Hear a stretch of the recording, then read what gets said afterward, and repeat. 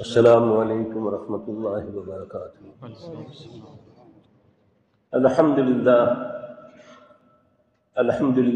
نحمدہ ونستعینہ ونستغفرہ ونؤمن بہ ونتوکل علیہ ونعوذ باللہ من شرور انفسنا ومن سیئات اعمالنا، من یہدہ اللہ فلا مضل لہ ومن یضلل فلا ہادی لہ، اشہد ان لا الہ الا اللہ وحدہ لا شریک لہ واشہد ان محمدا عبدہ ورسولہ۔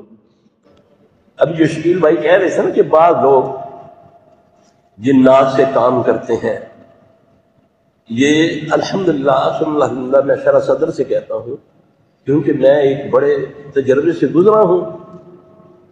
اس میں نے جو تجربہ یہ دیکھا، مجھے بلکہ ایک دفعہ ہم کسی جگہ ہماری دعوت تھی تو ڈاکٹر ذاکر نائک صاحب نے مجھ سے یہ سوال کیا تھا کہ سر صاحب جنوں سے کام لینا کیسا ہے؟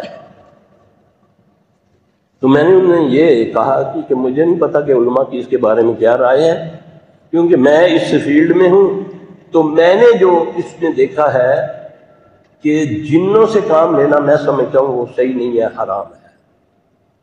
کہنے لگے اس کی دلیل آپ کے پاس؟ میں نے بولا کہ نبی علیہ السلام صلی اللہ علیہ وسلم جنوں کے بھی رسول نبی ہیں، انسانوں کے بھی ہیں۔ مجھے کوئی ایک حدیث بتا دے کہ جس میں نبی علیہ السلام صلی اللہ علیہ وسلم کسی جن سے کام لیا ہو، کسی ایک جن سے کوئی بھی کام لیا ہو۔ حالانکہ جن آپ کے پاس آتے بھی تھے، آپ ان کے پاس بھی جاتے تھے، ان میں فیصلے بھی فرماتے تھے، ان کی غذاؤں کا بھی آپ فیصلہ کرتے تھے، ہمیں ان کے بارے میں آگاہ بھی کرتے تھے۔ جب آدمی جنات کے ذریعے کام کرتا ہے یا کرواتا ہے، وہ سب سے پہلے اللہ سے دور ہو جاتا ہے۔ اب دیکھیں ایک جن ہے، اس کو میں کہتا ہوں یار اس کی وہ جو پتھری ہے اس کو نکالو، وہ جا سکتا ہے انسان کے اندر؟ دلیل ہے، نبی صلی اللہ علیہ وسلم نے فرمایا یہ اس طرح دوڑتا ہے جیسے خون گردش کرتا ہے۔